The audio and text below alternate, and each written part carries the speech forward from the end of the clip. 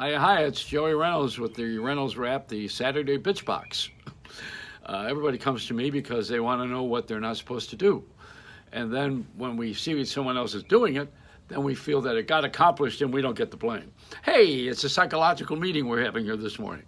It's kind of a TED Talk. I don't like TED Talks. TED Talks are too long and boring. It's like going to a bad church. You got to sit there and listen to this thing for an hour. Why don't you just watch me? I'll get it over with in a minute and a half. It's comedy and conscience. That's what I'm doing here. Like it took the other day a couple of people to figure out how we're going to get out of this lie in Saudi Arabia with the Khashoggi from Turkey who went to Saudi and got murdered in one of their buildings. And we said, oh, yeah, he had a fight. What was he drinking? They don't drink in the Muslim nations. I guess maybe it was too much of that fine coffee. We have an intrigue that defies James Bond. Remember? Speaking of that, the women are just like that, pushy galore. They all got that title now.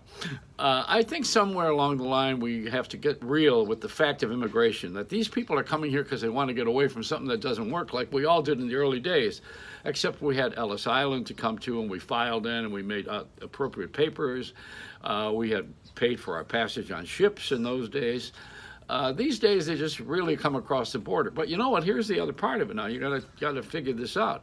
We're poisoning this country in many ways, with the water and the land and the air. We're not doing a good job with it. That's the truth. Come on. Let's not have the argument about global warming, but let's talk about how we're screwing up everything with plastic and all those wonderful I Love New York bags that they made 7 billion of that are going to go in the ocean and choke a salmon. That's why we're eating ranch-raised food. And is it organic? We don't know what that means anymore. I think it means that we didn't put any chemicals in it. But the chemicals are already in the air and in the water and in the land. So when we run out and we have poisoned this country, guess where we're going to go? We're going to go where these people come from who want to come in here now. So it works two ways. They're going to put up a wall in Guatemala so we don't go over there, or Mexico. They're going to have the wall. They won't want us there because we already screwed this up. There's already a movement of rich people to go to New Zealand. They're building bunkers underground. I think I mentioned this last week. And it's true. Billionaires have ordered these great bunkers that go underground, and they live in them. They also have Gulfstream jets that are loaded with food and water and everything to survive. I don't know if I want to survive underground at all. There's a better way to go. I think let's just do the right thing here and keep the energy in the right place, and let's everybody get together and talk. See, we're separated. That's what's wrong. We're separated enormously in every way, shape, and form. By color, by nationality, by race, by thoughts, by Republican and Democratic parties, and we have a different ideology. Everybody's separated. We've always been, in a way, individual. We are individual, but we never really been this separated. We used to exchange. Now we're living in an age of robots. When we were a kid, you used to have that Dick Tracy watch where you talk into the watch. It was a comic book. And later on television, Don Adams talked to his shoe. That was another one, Get Smart.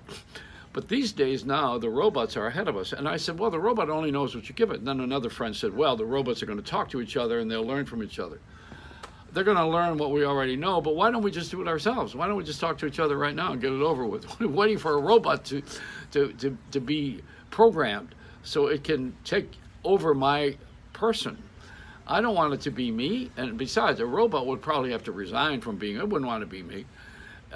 Robots would do the same thing. They'd have bad credit. They'd want to win $1 billion lottery. They're going to do the same thing. If you won the $1 billion, what would you do with that money? Come on, where would you go with it? Everybody's going to call you right after that. You talk about getting calls from people who are bothering you on your cell phone and pitching you on something.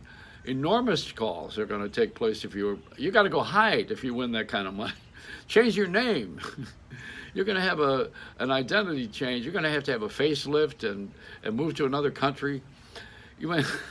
What's going to happen if you won $1 billion? You know what you would do with that? First of all, you would have too much money. There is such a thing as too much. There's too much chocolate. You've had too much of Joey Reynolds cheesecake. And now you're going to have too much money. What are you going to do with too much money? You got to give it away, right? And then you're going to have a line up to your door for people who want it. First start with your kids and then the relatives. Then you're broke. And that settles the $1 billion problem. I told you I was going to give all the money to the reelection of Donald Trump.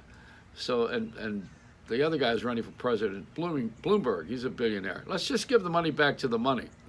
Besides, it goes back to them anyway. It's like a magnet. Why don't we just come to the conclusion that life is tough, so get over it, and get a straw, and give it to the person who wants to suck the money out of your wallet. Let them keep on sucking. That's how life sucks. Anyway, it's a Reynolds Rap.